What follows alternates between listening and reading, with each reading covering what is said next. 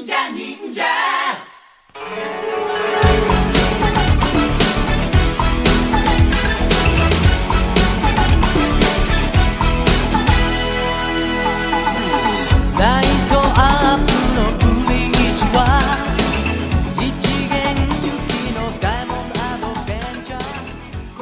to the Super Sentai Brothers. This is episode 13 of A View to a Kakuranger, the internet's best and only podcast dedicated to Ninja Sentai Kakuranger.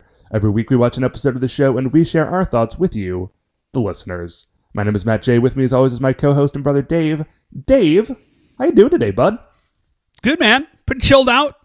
Feeling pretty relaxed. Nice. I'm trying sort of like a personal like time management experiment, and it's working out really well. Oh yeah? Is this one of the stars, or is this just something you're going to throw at me? No, this is just, I'm just not playing video games. I'm on a video game fast, maybe like semi-indefinitely, I don't know. Huh. But, yeah, no, it's real weird. Like, it's very strange, but I'm just, I just have a bunch of stuff to do, and so it's like, you know what, I'm just not going to play video games. And so now, it just frees up my free time. Because it's like, well, I'm just standing here and I'm literally not doing anything else, and I know I'm not playing video games, so I guess I'll just go do the thing I have to do. It's decreasing my stress level a lot. Actually, I'm pretty into it. I don't know how long it's going to last, but it's working out well so far. Well, that is cool. You will have to update us on that later on, potentially in our officially award-winning opening segment, Dave, which we'll get to in just a moment. Dave, today we are watching episode 13 of Ninja Sentai Kakuranger. It is called Fight Off the Bad Luck. But before we get into that, Dave, the aforementioned 2 years running, award-winning opening segment, Dave, shining in the heavens, there are 5 stars. And would you like to know what our first star of the day is? Matt, what is the first star of the day? Dave, our first star of the day is that I feel like we're finally a real podcast.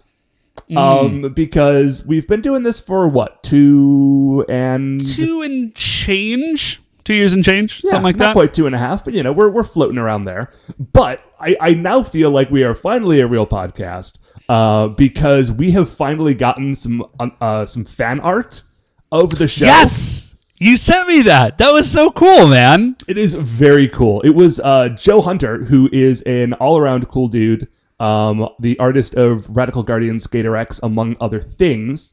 But yeah, he just tweeted it at us. I did not know that was... No, that's super cool, man. I didn't know that. Yeah, that's that guy. That was that guy. Yeah, absolutely. So, Joe, thank you very much. We favorited it on Twitter. I'm bad at Twitter, so I don't know how to, show it to people again, unless you look at my faves. But he is at Joe_Hunter, and he draws all sorts of good stuff. So check that dude out, and check that picture out.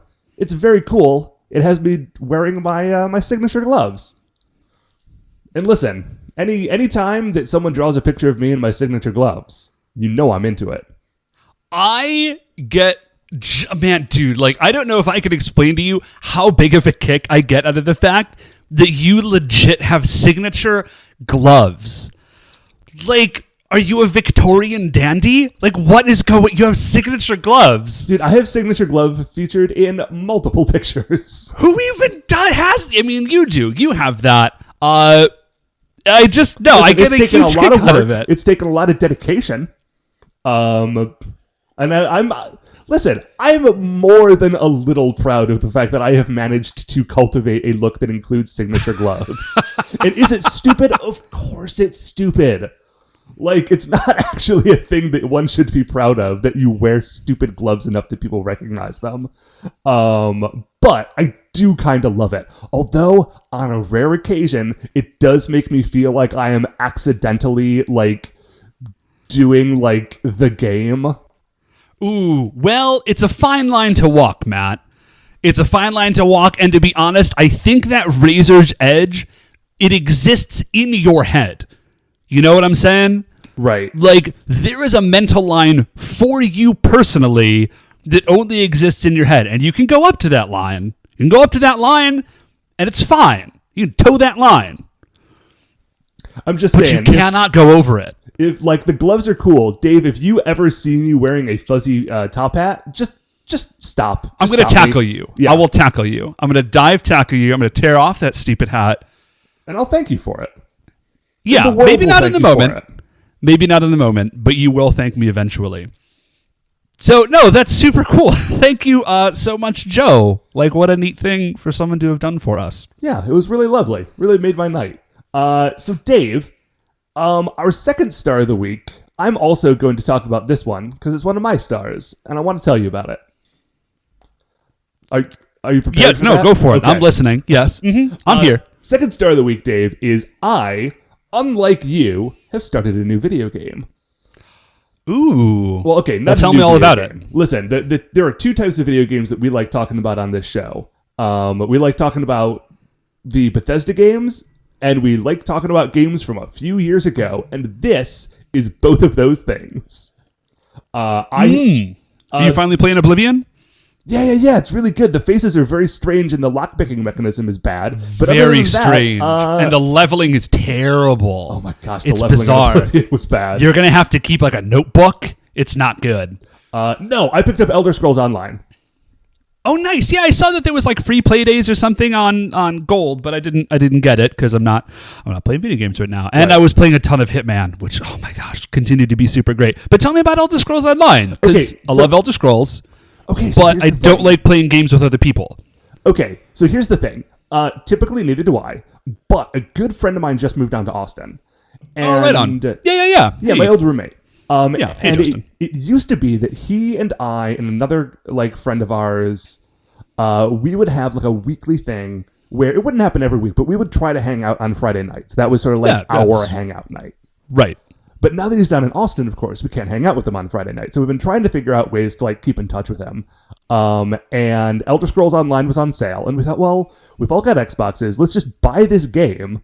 And then we can do that together. And it won't be like hanging out, but it's, But it's a thing still. And you get the headset and you're good to go, Yeah, although we do not have headsets yet. And so last night we were just on like a Google chat. Group Skype. Yeah.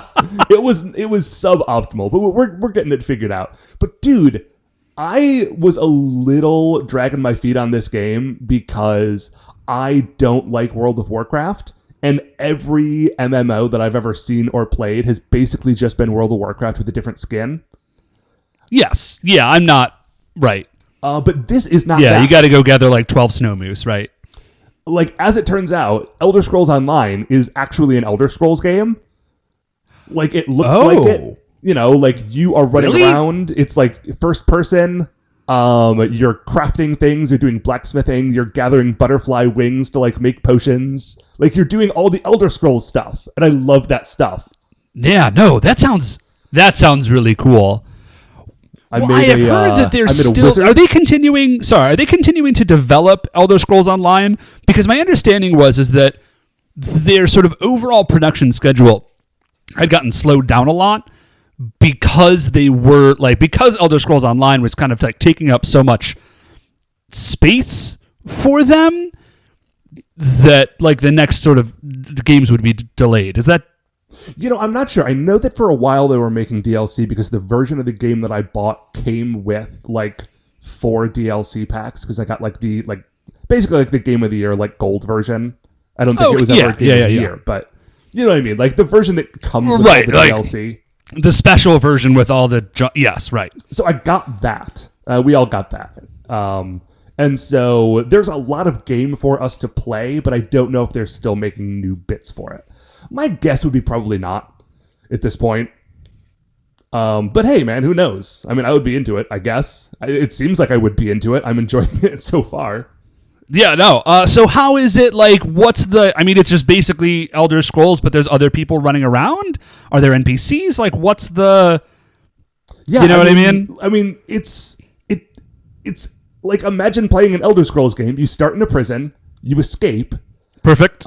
You get to a town. There are people in that town that say hey, I have a mission for you to go on. You go on that mission and you have to go into a cavern where there's a ghost that's possessing people and there are traps that you need to get by and turn a lever that's not very well labeled, exactly like in an Elder Scrolls game. Perfect. That sounds super fun. Wait, so what are you playing? Just real quickly. We don't need to get into details, but you're a Wood Elf, I assume, right? I was going to do my standard Wood Elf Archer, but to sort of, since I'm playing with other people and we needed to balance out the party, I am actually playing my second favorite thing, which is a magic user, and I'm doing destruction and summoning, and it's good stuff. That's super cool. Throwing fireballs, summoning like little monsters to fight for me. It's all I ever wanted. I'm an elf with a mohawk and a beard, summoning monsters and throwing fireballs. My life is pretty good in that respect. So, Dave, what is our third star of the week? So, third star of the week, Matt, it's kind of a brief one, but the design for Alpha 5 came out. We have like our full sort of like concept pics of Alpha 5 from the upcoming Power Rangers movie. It's a little...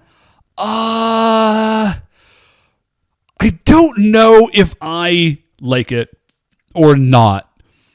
It's very strange. It is, and I think... Yes. I think I figured out what I don't like about it. It looks a little too organic, if that makes sense. Yeah, well, a lot of this stuff in this movie has this weird sort of like organic, but not like Earth organic look to it. Yeah, he's like he looks like Marvin the android not from the movie of Hitchhiker's Guide to the Galaxy, sort of like a long-armed, kind of like pot-bellied monkey robot, maybe? It's very, I don't know, and then his eyes are like coming out of the side of his head on stalks. It's a little, I don't know, man. It's a little much for me. I don't know if I'm real into it. Maybe it'll look cooler in motion. I kind of love it. Like, it's definitely weird, right? You can love it, man. We don't have to have the same opinion. Like he's this little big arm, like long armed, pot bellied, like cute saucer headed, dopey looking robot with like giant bug eyes. He is. That's kind of what I want out of Alpha. I want him to have I want his head to be saucer shaped. I want him to look kind of dopey looking, and that's basically what we got. And the thing that I really like is I was really concerned that they were going to make him look like #cool. Ooh. Well, I would rather have him look like kind of weird and a little bit lame than cool, if that makes sense. Exactly. Alpha 5 should not look cool. Like, listen, I love Alpha. I'm not saying that Alpha is in any way bad, but Alpha is not cool. And right. So No. I'm glad that they're like leaning into him just looking sort of like dopey. Like, everything in this movie looks weird so far, and we've talked about that a few times. Like, the Mastodon Zord has, like, 8 legs for no reason, and I do not know what's going on. I am waiting to see kind of, like, how that plays out, because it is very strange, but, whatevs. Anyway, that's all we got on it. Like, there's one picture, and we've seen it, and you've probably also seen it. So it's not like we're blowing your mind with any new, like, revelations of stuff. But we just thought we'd mention it because it's out there in the world now, and that's sort of our brand. Not exactly. It's our brand adjacent. Dave, what's our 4th star of the week? So, 4th star of the week, Matt, this is just like a neat thing, and it reminded me of a good piece of life advice. So, I mentioned a couple weeks ago, I've hung this pancetta, which is like an unsmoked Italian-style bacon. Yes. And I'm doing it for Christmas presents. It's going to be very cool. Very exciting. And I don't mind saying it because I don't think anybody to whom I'm giving it listens to this program. So, whatever. But at the farmer's market, which I've also mentioned before, there are these 2 women that do charcuterie. They sell, like, cured meats of various sorts, right? Those are some of my favorite meats.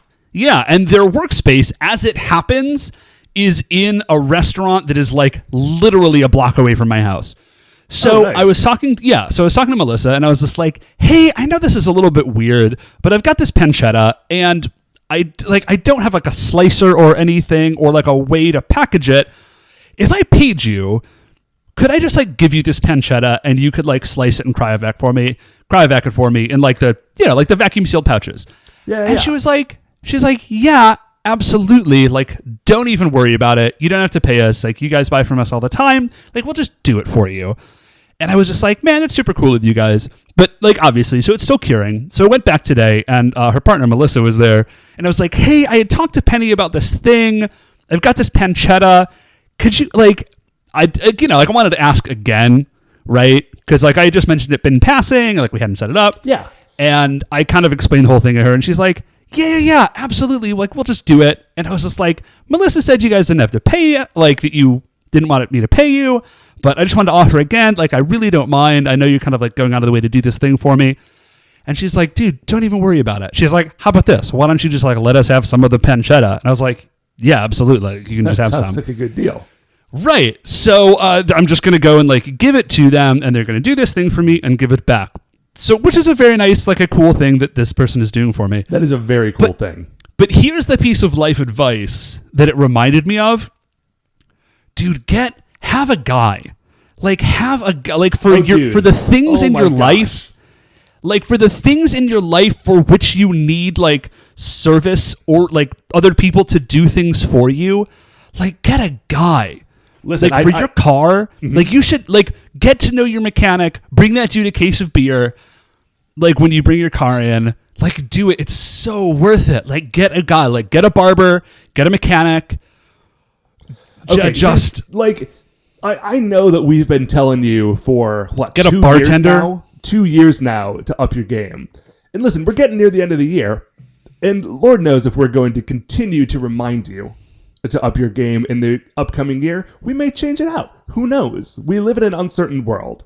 But if I can give you like a final piece of advice on upping your game, like getting a guy. Because the thing about getting a guy is if you lack the capacity to up your game in a particular angle, like, listen, for Thanksgiving, I needed to go buy some wine for Thanksgiving because I don't cook very well, and so I bring wine for Thanksgiving, and that's what I do.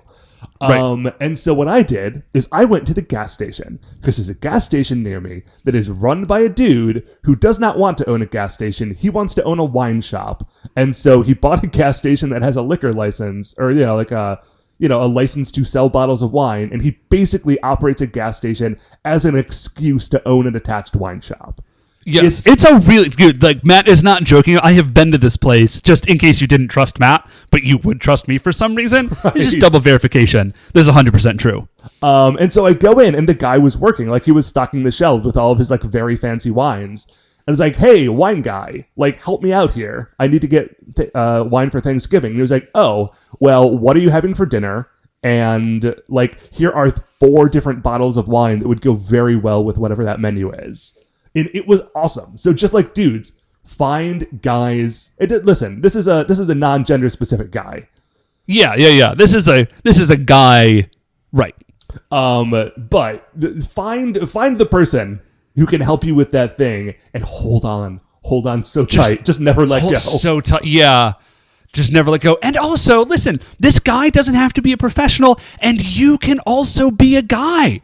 You can be someone's guy, and if you have that capacity, you should do it. Like, because I'm an English teacher, I'm people's grammar guy. I have friends that send me stuff and just say, hey, will you edit this for me? And I say, yeah, sure. Of course I'll edit that for you. I found this out, Matt. For some people, I am their Scotch guy. Oh, nice. Like, yeah, I've had a couple people be like, hey, what about X or Y or Z? And I'm like, well, let's talk. And like, listen, I am by no means like a super expert, but like, I like Scotch. But yeah, like, just get a guy. Get a guy. It's so good. It's going to make your life so much better. And listen, it may be a little bit more expensive to start. I'm not saying it won't be. But that investment is going to pay dividends. Oh, sure. Promise. So, Dave, what then is our 5th and final star of the week? So, Matt,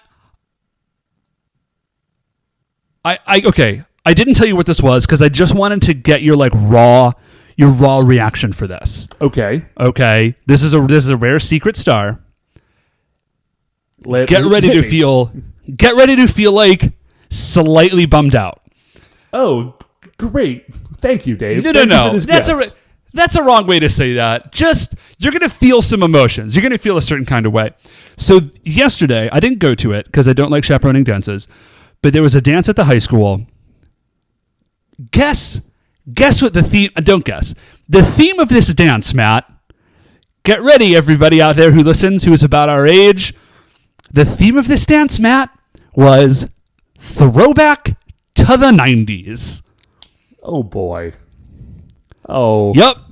Dave. Yep. Your teenage years, Matt, your teenage years are now another teenager's, vintage... retro dance theme. Dave. That's a real thing. Dave, why did you do this to me? Yeah. So one of the having kids a who was nice afternoon. one of the I don't kids deserve this. one of the kids who was helping like run the dance was in one of my classes, and I knew because he was dressed up in like a teal and magenta like windbreaker with like a white t-shirt and acid wash jeans. Sure, So I was like, sure. I was like, Tyler, you have to be helping with the dance. And he said, yeah. And I said, what's the,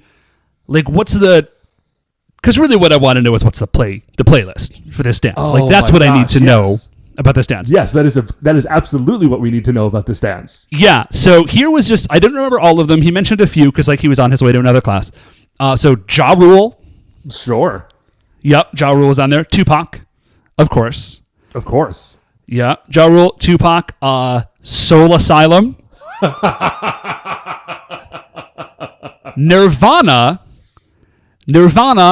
I'm not sure how great Nirvana is for like a dance, but sure. Dude, this is a weird.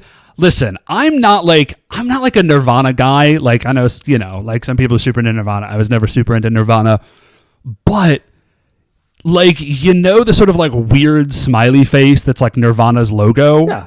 Insofar as they have one, like that is like kids just have that on a t-shirt. They just have t-shirts that just say Nirvana.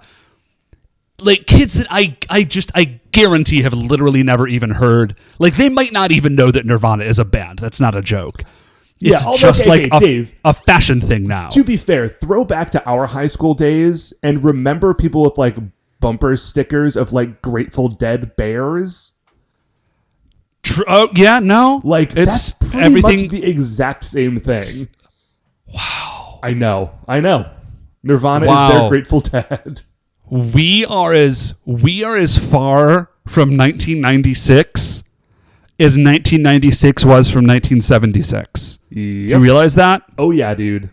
Oh yes. So what was there? Was Backstreet Back going on in here? I don't know specifically, but I feel like it almost had to have been back. Almost certainly. It had left. Listen, it was a 90s throwback party. Backstreet had gone away for a while. We know that to be true. And then but at now, this party, Backstreet is back. All right.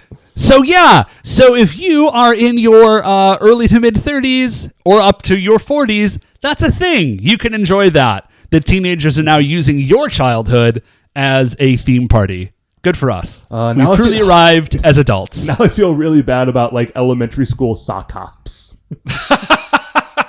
Anyway, Dave, we should have. So that having brought us down, now let's bring ourselves back up by watching episode 13 of Kakuranger. It's called Fight Off the Bad Luck, and we will be right back.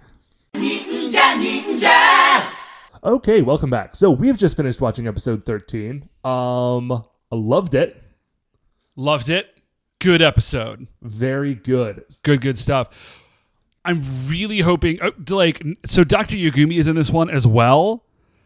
Yes. And I'm just like, the evil mad scientist from last week. I'm so hoping that like he is like a guy or something. I'm drowning, dude. I need some structure to this show. Even if I just need there to be like an overarching plot. Yeah. Even if he does not turn out to be the guy, if he is at least like the forerunner of the guy, like now that we've seen a dude a few times, we'll figure out who he works for. Like if we get a structure like that, I'm going to be very happy. Just something like give me any like something to hold on to as I like float in this crazy sea of like ninja magic. I just need. And listen, if you're going to be floating in a crazy sea, that's a good one to be in. Listen, you're not wrong. I just like I want there to be something. Okay, so speaking of Dave, let's dive on into this crazy sea of ninja magic. Okay, so before we start the actual episode proper, do you watch the opening or do you skip the opening? I basically like if I watch it sometimes, unless I get like distracted by something else on the internet and I feel like I need to like make up some time, and then I'll skip the intro because I feel like I've already seen it. Okay, well, if you didn't happen to see it this week, it's been slightly... I didn't. Okay, it's been slightly updated to include footage of the General Beast fighters. Oh, okay. Which is fun. Like, there's the new robots, and the new robots are in the intro. I like it. I can't wait for those robots to combine into something. I don't know. I assume they're going to. I don't know that that's true, actually.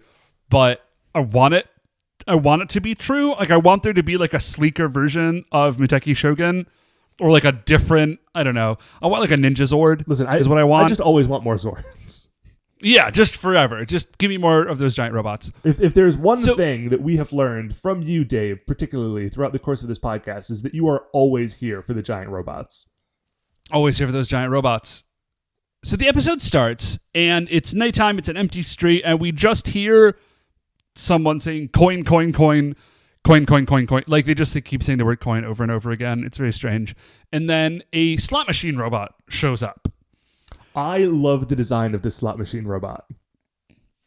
I'm okay on it. The head is weird. Well, the head is weird. It looks a little like, because it's not just a slot machine robot. It's also got like lights and other stuff on it, as though it is also showing like stuff from like other things from like a city where a casino would be. They're like buildings on top of his head, I think. Yeah, with like neon lights and stuff. It's like a Vegas bot is what it is. It's Vegas bot. It's a Vegas bot. I like it very much. So Vegas bot is running around and he says something like no money, no life. And then he says no misfortune, no life, which is a weird thing to say. Well, we will see why. Vegas bot. It's not a regular robot. This is in fact an evil robot. Yeah, so Sasuke shows up, and he's just like, it's great because he seems like bewildered. He's like, what are you doing? You're throwing coins at houses? Oh, because what's up? The dude is throwing coins at houses. But Sasuke shows up, and it is as though he was just out on patrol, because he's in his like regular ninja clothes, not his like superhero ninja clothes. Yes, I'm actually super into that. I really like the idea that the Rangers just sort of like patrol the city as like ninjas. They're just chilling out. Like, let's just go be ninjas. And I also really like the idea that they are regular, because he's not Hengate. He is not in his like like I said, Sentai form. Yeah. Sorry, I wasn't sure if you mentioned. So I love the idea that they wander around the city as ninjas, just peeping, just seeing what's up, see what's going on. Making sure everything's cool on patrol. So he runs into this dude, and at first he's like, listen, you are disturbing these people who are trying to sleep. Just go home. Yeah, just leave. And like, I feel like it's super reasonable of him. He's like, this guy's not attacking anybody. And like, sure, he's a yokai, but like, that doesn't necessarily mean he's out for destruction. Maybe he's just like being weird. Like, let's just send him home and hope that this whole thing blows over. Well, this is a thing, and I think it's good for us to remember that yokai are not, like, all the ones in the show, obviously, are bad guys because they're fighting the Rangers. But, like, yokai is not, like, they're not monsters necessarily. Yokai is just, like, that sort of, like, a generalized term for, like, some sort of, like, weird mythical entity. Right. So it's just like, maybe there's other yokai, and those yokai are like super chill, and the Rangers don't care. So he's like, all right, maybe it's a chill yokai. It's like, dude, you're drunk. You've had enough. Like, go home, sleep it off. Like, we'll just forget this ever happened. Right. We don't have to get into ninja shenanigans. Yeah. So the monster says, no, I am, like, what's life without misfortune? I am a misfortune deliverer. Like, that's my thing. I'm a bad luck robot. So then we get a truly delightful sequence of events now. So he runs over and he grabs Sasuke by the neck and starts to attack him, right? Like he's trying to choke him out. All of a sudden, he realizes that he's just holding Sasuke's clothing and Sasuke is no longer there. Then he is super confused. Yeah, like it is as though 13 weeks in, this guy does not know that the main group of dudes who has been fighting the yokai are ninja. Yeah, he's like, wait, what? And then I think Sasuke kind of jumps out of nowhere and just kicks him in the back of the head. Right. At this point, he has, like, while off camera, super Hengade into, like, Ninja Red. Okay, here's what I am going to choose to believe is that he was Hengade already, and that the Sasuke that we saw was like a crazy, like, ninja illusion. And he was just, like, waiting to see how stuff like happened, and then he's just like, oh, okay, that guy's a bad guy, kick to the head. I will accept that. So the dude's I'm sorry. Sorry, no. Go ahead. So the guy says, okay, well, can you now withstand my coin attack? And he starts just throwing all of these coins at Sasuke. And Sasuke doesn't move. He pulls out his sword and he knocks them all out of the sky. As though... Yeah, it's great. Yeah, it's amazing. So he's just like waving his sword around, knocking these coins, and then he just explodes. And we see Dr. Yagumi up on like a balcony with a bazooka. Dude, it's amazing. There is a... And he just says, Kanedama, like, now go, like, spread misfortune everywhere. So we flip. So first of all, Dr. Yagumi just like chilling with the bazooka. Amazing. Here's what we find out. We flip over to the narrator, and it turns out that this dude's name is Kanedama, and originally he was a lucky yokai, and he lived in like wealthy people's houses and brought them good fortune. But now, with the passage of time, he has reversed, and he is an unlucky yokai, and that is his, like, that's the thing now. Right. And what's great about it is that, like, there is no real explanation as to why this particular yokai has gone bad. The narrator's just like, dude, it's been a while, and people change, and that's how this thing happened. Yeah, so that's the deal. Oh, also, so, Dr. Yagami says, we worked very hard on those coins. Which leads me to believe that, like, Dr. Yagami has done another like evil invention that is the misfortune coin that is being thrown around in this episode. So are we looking at like a power broker situation here? We might be that's looking kind at a of power what it broker seems situation. Like. Yeah. So next day, Sasuke up in a tree. Maybe the idea is that like he got exploded and like landed in this tree and has just been sleeping it off. That is what I was led to assume. Like, he is no longer... What's great is that, okay, when Sasuke first showed up yesterday, he was wearing his ninja clothing. And then, when he got blown up with a bazooka, which, reminder, Sasuke just got blown up with a bazooka, and it was amazing.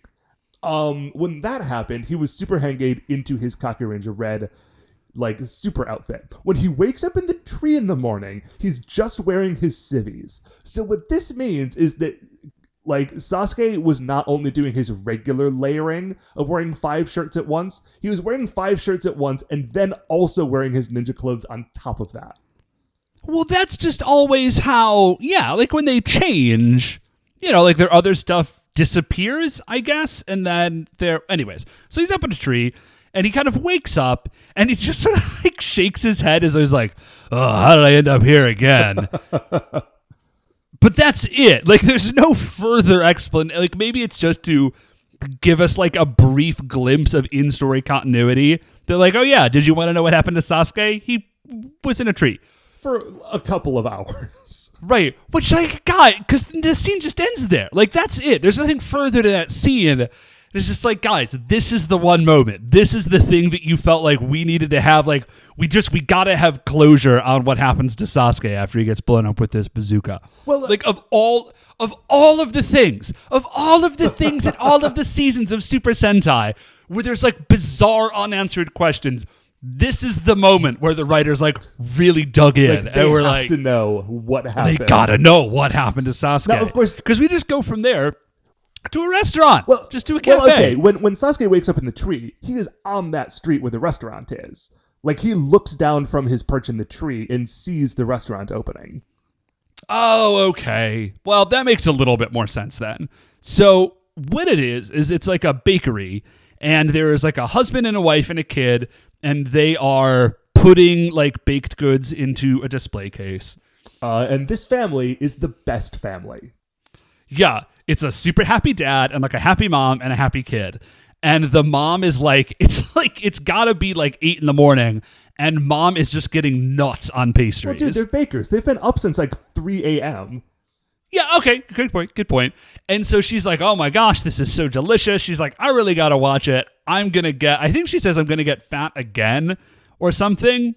And dad, who is like, he's a husky boy, he's like, it's cool, I love you, and you're beautiful no matter what shape you are. So this is great body positive imagery from Baker Dad. Yeah, dude. And he says, Baker plus, Dad it just goes to show that my stuff is delicious. So great job. Yeah, Baker family is I love I really like this episode. A big reason why I love this episode is that Baker family is best family. Yeah, they're super nice. So then the coin glows. So they've got a coin on their house and it's like hidden somewhere. You don't know where it is.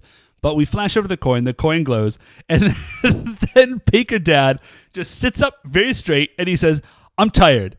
I'm suddenly fed up with my life," and then just falls over and goes to sleep and does not wake up. Just behind the counter, he is just on the ground. And so Sasuke runs in, and like mom and kid are kind of freaking out. Oh, I'll just tell you, we find out later that the kid's name is Hiroshi, so I'll just call him Hiroshi. Though they don't tell us his name. And we never get the name for mom or dad. So just Baker mom and Hiroshi. So mom and Hiroshi are like kind of freaking out, which is appropriate. Sure, understandable. And Sasuke runs in and he's like, "Hey, have you seen a coin?" And mom just says like, "What? Like, what are you talking about? My husband just passed out. I'm like, we're busy, obviously." And Sasuke's like, no, I get that, but like, this is being caused by a yokai. If we can find the coin, I can save your husband.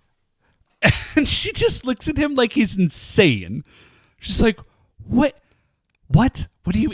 It's being caused by a yokai? Which I like. I love her reaction because it seems very reasonable. Because it would be like... If somebody passed out and like a complete stranger just ran in and it was just like, "Have you seen a bag of fairy dust around here?" And you say, "What? Right. No, I'm sorry. We're having like a low-grade crisis here. This dude just passed out. We're not sure what's happening." And he says, yeah, no, I know. It's being caused by fairies. And if I find the fairy dust, like everything will be fine. And she just looks at him like he's insane. Right. And I like to... It's great. I like to think, because obviously, okay, this is week 13 of like the yokai rampage in this city. She should know this by now, except, again, she is a baker. She keeps very strange hours, and usually these fights all happen like around the same time of day. So I'm just choosing to believe that she has slept through 13 weeks of yokai attacks. So as Sasuke is trying to convince this I'm just woman busy of like an insane sounding but actually completely reasonable thing, in runs a dude wearing a golden robe. And this guy claims to be a yokai exorcist. Yeah. So, he is got like... Yeah, there's just no other way to say it. He's just wearing like a giant, like super ostentatious golden robe. And he says, "I am going to solve all of your problems. You are under attack by a yokai. I'm a yokai exorcist. I'm going to deal with this for you." Obviously, this dude is Kanagama. Like, very clearly. 100%. And like, I really keep hoping that we're going to get an episode where there's a dude who shows up, or a lady or whoever, but like a person shows up who is like, all in caps, like very obviously the yokai, and then it turns out they aren't. Like, I just really want, like, just one time, I want it to not be super clear that this is obviously the monster in human form. Right. This is not that episode. It's obviously that dude. Right. And so the mom now, being faced with two guys who are both like, "Oh yeah, it's totally yokai." Like, she feels like she might be going insane. It's like, both of you need to leave right now. Stop trying to take advantage of people who are experiencing misfortunes. Like, I do not need to deal with this. I've got something going on right now. So Kanagama, as the yokai exorcist, his nom de exorcism is Master Daikichi. And so as he's standing there, like a whole bunch of people run in and they're like, Master Daikichi, you got to help us. Yeah. Like, we're not sure, like, you have to help. My fiance left me, like my pet ran away, blah, blah, blah, blah, blah. So we flash from there over to the dude whose fiance left him. Master Daikichi does like a little ceremony, I guess. The coin, like the hidden coin, we flash over to that, it disappears. And then literally immediately, like she was standing in the hallway, this dude's fiance like runs back in and she says, "I'm so sorry I left. There's nobody I'd rather marry than you. You are amazing. Please let's get married." And what's great is in this moment, the music of the episode swells as though this is not a weird offshoot scene. This is like the climax of a different show that is about these two people. Right, like we've crossed over with a K-drama and all of a sudden. But anyways, It's so beautiful. the guy turns to Master Daikichi and he says, "Oh my gosh, Master Daikichi, thank you so much. Here's 30,000, right? 30,000 yen. He says, "Here's 30,000 yen. Like, that was amazing. Like, thank you so much." Master Daikichi flips out. Like, slaps this dude in the face and says, like, how dare... With the money. Yeah, like... slaps him in the face with the money. Like, how dare you only give me 30,000 yen? I just brought your fiance back to you. Like, don't you realize what you owe me? You have to have more money around here somewhere. It just starts, like, tearing the place apart, like, taking his clothes off of him. Right.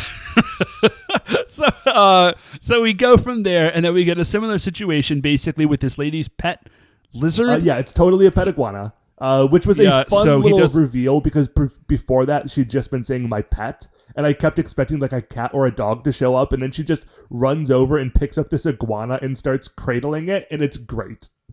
Also that iguana does not seem happy in that situation. No, like it definitely seems like it's trying to get away. Bit.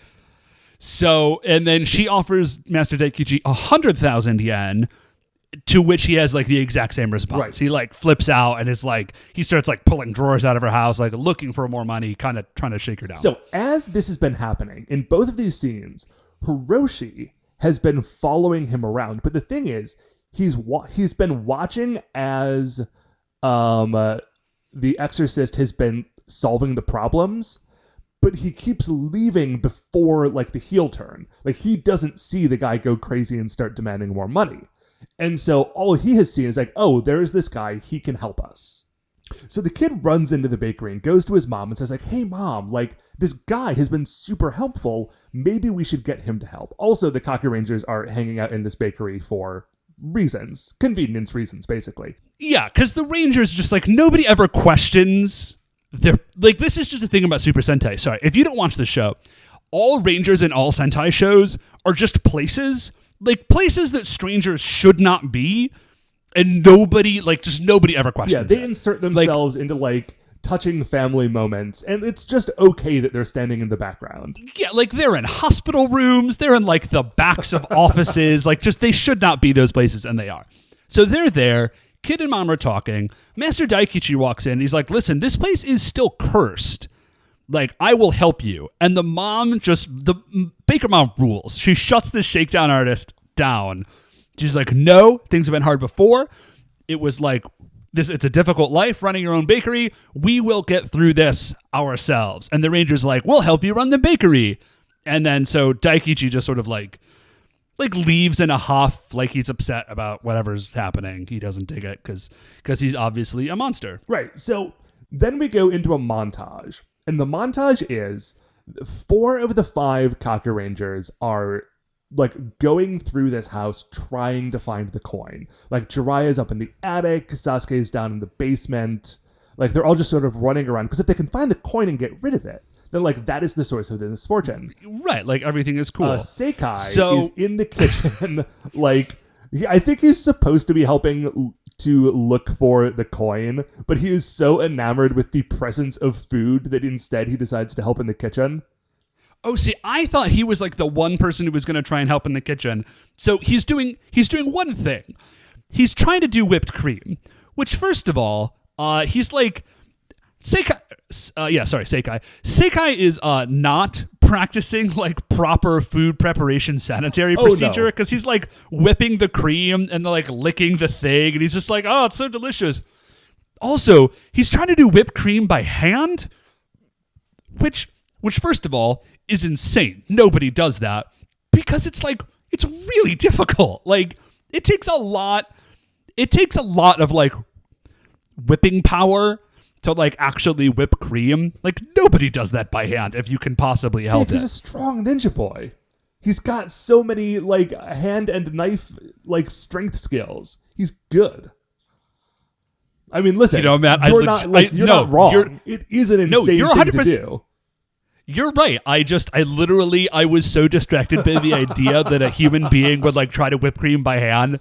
Like I blanked on the fact that he's like a ninja with superpowers. I was like, that's crazy. Nobody does that. Now, the baker mom should notice like, dude, what are you doing? Yeah, well, he's not doing a good job. That's definitely true. Oh yeah, that is some soupy whipped cream. So we see Kanedama, and he's kind of like off to the side, like not off the side, he's outside, and he has like he can turn one of his hands into a magnet or something. Yes, we never see it like transform. He just like he brings his hand onto camera, and then it's a magnet, and he does something, and then we see the coin, and the coin glows, and then like the coin itself doesn't explode, just like everything in the bakery explodes. Yeah, it is as though like this just kind of magnet, like out of nowhere, as though Gambit had gotten in there and just kind of like gotten nuts, and then everything exploded. Yeah, it is as though this magnet, when he uses it, it's not actually drawing anything to it. It amplifies the power of the bad luck of the coin. Yeah, that works. Yeah, that makes sense. So it explodes. And particularly the kitchen, like where they are doing the baking is just wrecked. There's like flour and sugar and like dough everywhere. Yeah. And Kanedama walks back in his exorcist form, and he says like, well, like now are you going to let us help? And the mom at this point is like, I think she's in tears, but it's like strong woman tears, you know? Yeah. Oh man, Baker Mom, she's so Baker good. Mom is so good. And she just like very like calmly explains like, listen, when we were first starting this bakery, it was hard. It was very hard. And the hardships that we had to endure then were like the stuff that has been happening today is nothing compared to what we have already done to build this place for ourselves. And we will not let you walk in and take advantage of us. We can do this ourselves. And it's so then and and then Hiroshi like runs over and he hugs his mom. And he says, like, Mom, it doesn't matter. She's like, I'm going to work so hard. Like, I will work for Dad, and we will save the bakery. And the Rangers, and then we pan up, and we see the Rangers are in, like, a semicircle around them, and they're all, like, just trying to hold back tears. It's so good. Like, they're so moved by this moment. It's great. So, and then Daikichi, like, says something else, and then, like, the Rangers sort of turn on him and literally, like, pick him up and throw him out. So again, like, Rangers, you should, like, this guy is just very obviously a yokai. Like, okay, let's try to think of this a different way, Dave. What if there are, in the world of Kakuranger, like, we obviously know that this guy is the yokai because he's wearing an ostentatious garb and he is acting evilly, right? Yeah. But what if in the world of Kakuranger, people with, like, face paint and bad attitudes are just everywhere, and like 1 out of every 30 of them turns out to be a yokai, and like we just don't see those other ones because like we only get 1 episode of this show a week. But if we got a daily episode of Kakuranger, like the Friday episode would be them fighting a yokai, and Monday through Thursday would just be them like hunting people with bad face paint and like trying to get them arrested. Just radioing back. No, this dude's just a jerk that makes questionable fashion decisions. Yep. He's fine. That is what I am choosing to believe. Okay, so next scene, we find out here's what the Rangers are going to do. They're like committed to still helping. And they remember, this is amazing, they remember that they actually own a food truck. Yeah, it's perfect. Right. So what we see is that Mom and Hiroshi are just running the bakery out of Nekomaru. And like the Rangers are kind of like, there's like a big crowd and the Rangers are like handing out cake. Seikai is sneaking cake. Like he's off to the side, like I think behind Nekomaru, just eating the product. Oh, of course he is. Yeah, violating, I think, the 8th rule. Is that right? Biggie's 8th rule? 7th rule? I forget which number rule it is. So he's getting high on his own cake supply. Yeah. That was what I was going with that. So they have successfully outsmarted Kanagama. Things are going well. Right, Kanagama, and again, obviously, it makes perfect furious. sense because the misfortune isn't on the family. The misfortune is specifically on the house. So since they're making the food elsewhere, everything is going great. Right. So, yeah, everything is totally cool. We see Kanagama, like, in the background. I think he's, like, hiding behind some bushes or something. He's like, this will not do. I am just so dedicated to destroying this family. So he manages, like, he throws a coin and he manages to get it on Nekomaru. So now Nekomaru is subject to the bad luck, and he does the magnet hand, right? Right? Yes. So he does the magnet hand, and Nekomaru starts, like, freaking out and, like, throwing cake at people. Yeah, we just get, like, this camera shot of, like, an angle where you can't see exactly how it's happening, but it's just, like, cake and cake bits being thrown out of the food truck window into the crowd. Yeah. As they're, like, shrieking and running away. So after this happens, Kanagama, like, kind of comes out, and the Rangers are like, oh, okay, now we sort of, like, understand what's going on here. So they henge, and they start, like, they circle around Kanagama, and they just, like, blanket beat this dude. Yeah, like, they all get the ninja knuckles out and are just, like, standing in a circle punching this dude in the head. Yeah, they blanket... Oh, sorry. Blanket beat, Matt, is a term from LARP, and blanket beat is when, like, there's only one NPC, and you've got, like, 5 or 6 players, and they just literally circle around and just beat on the NPC, because, like, you just can't defend yourself from 5 people at once. Oh, yeah, that is 100% what is happening here. So they're just, like, punching this dude in a circle, and something important happens, is that Sasuke just, like, jacks Kanagama in the back of the head, and somehow this Vegas bot gets, like a goose egg, like a raised, like, welt on the back of his head. But it's actually kind of, like, I think they just, like... it is great. Yeah, they, like, put a hole in the back of the costume, and then they put, like, a balloon underneath it, and they just inflate the balloon, and so you get this, like, big red, like, pulsing... This is not nearly as gross as it sounds when I'm saying it, but you get just, like, this big throbbing bump. Yeah, it's a joke. So it's really cool. So he runs away, and then they go back to the bakery.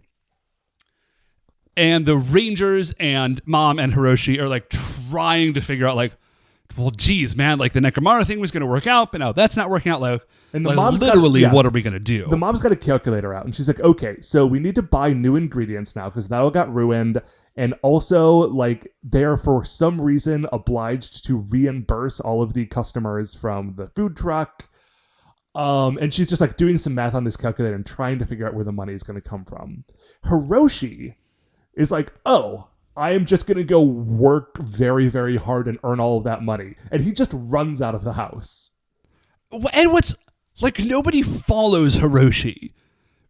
Yeah. Like, it looks like they take a step after him, just to be Hiroshi, like, good plan. You go make all of that money. We'll be here. Yeah. So, but again, Hiroshi is pretty great. Yeah. But I do just love that nobody, like, they take a step after him as though they're going to stop him, and then they just sort of don't. They're very busy. So Daikichi shows up again, and he says, listen, last chance. And they're like, no, like, dude, get it. We're not paying you. Like, this is just stop. So he turns into Kanadama. Dave. Matt. There's something that you have forgotten. Okay. Which is that when he walks in, he's wearing a giant golden sash on his head. Oh, yeah. Sorry. Yes, he definitely does do that. He walks in wearing this giant golden sash. And Sasuke looks at it and is like, well, that's new. I did forget about this. Hold on for a second. And he grabs the sash and yanks it off of the exorcist's head. And he sees on the back of his head a giant red goose egg. And he's like, oh, of course. He finally puts it all together. It's like, you're Kanedama. I punched you in the back of the head, and now you have this, like, sore spot in the back of your head. Now we're going to beat you up very badly. Yes. So then he turns into Kanedama, and the mom just freaks out. She jumps behind Saizo, I think, and is, like, just screaming.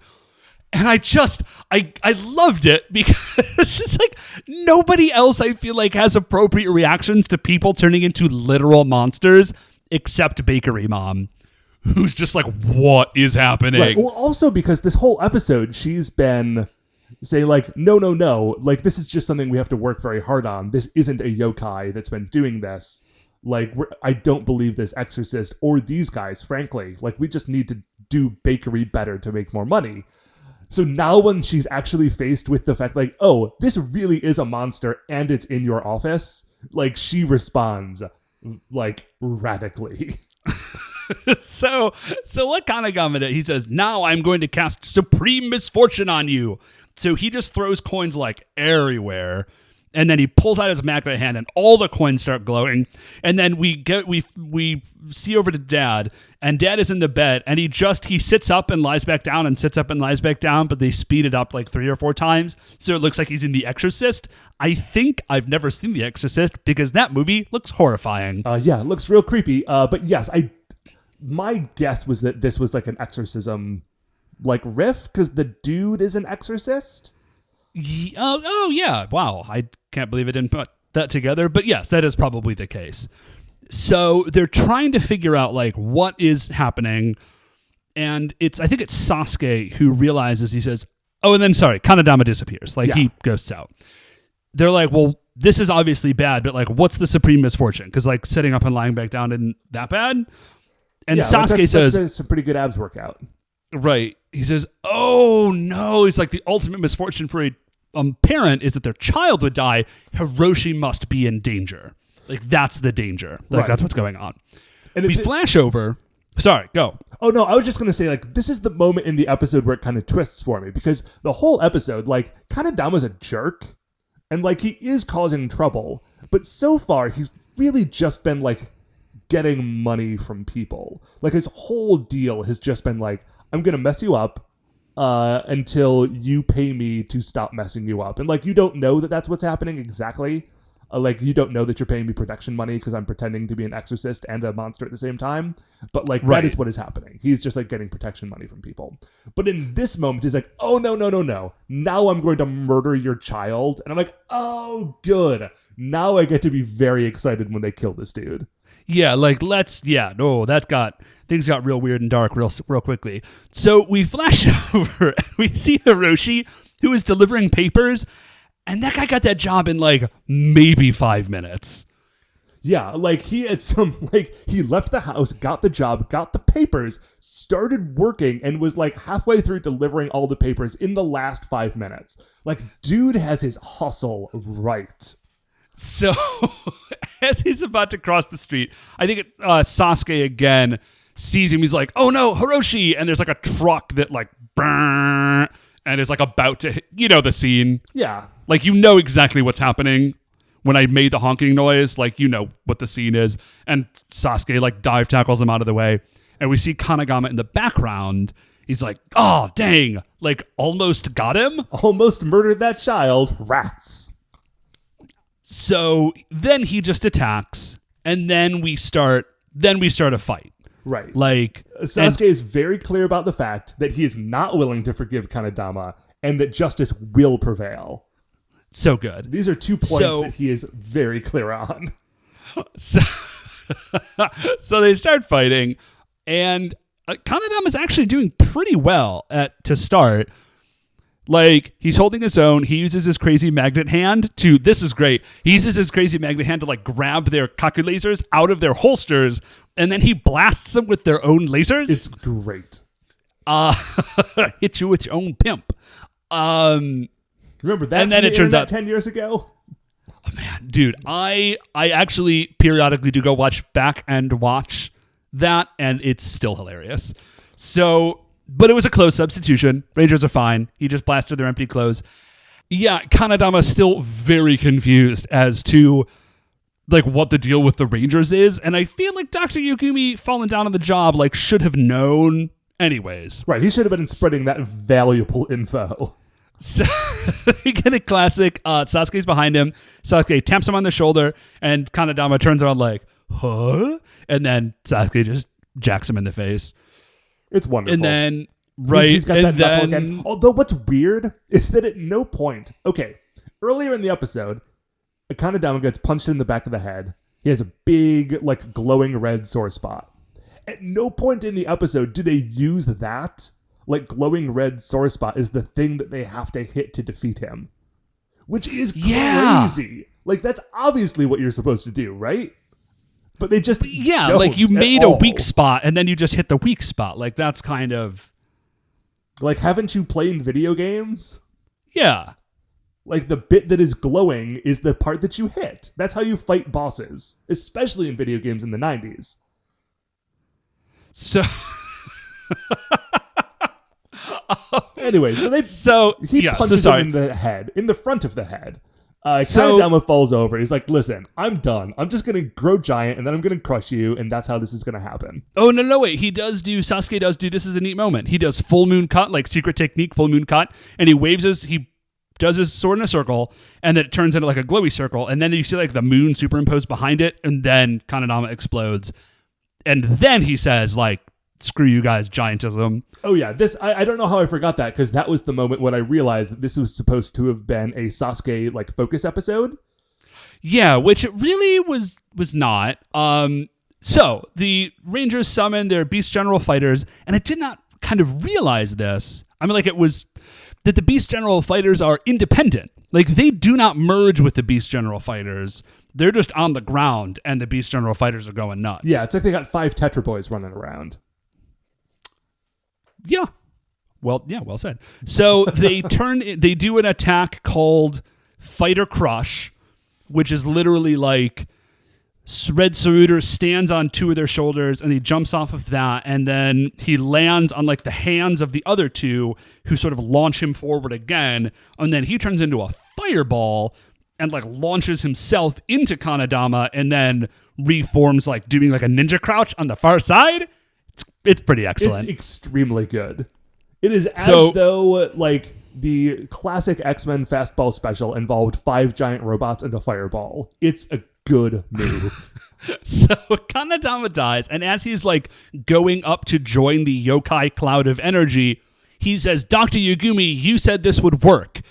So I'm like, again, we got Dr. Yugumi double reference. I'm really hoping that he is now... like a dude, you know what I mean? Like, I want him. I need something. I need Just need give some me an reference anchor. Give me point. something to hold on to. Right. So when Kanedama dies, we get like a cutscene of all of these coins disappearing. Dad wakes up, and everything's cool again. Hooray! Yeah, that's pretty much it. We get a brief scene with the narrator saying like, "Oh, everything's cool again. The dad never found out what was wrong." And yeah, he's just like, had a good nap. Things are cool.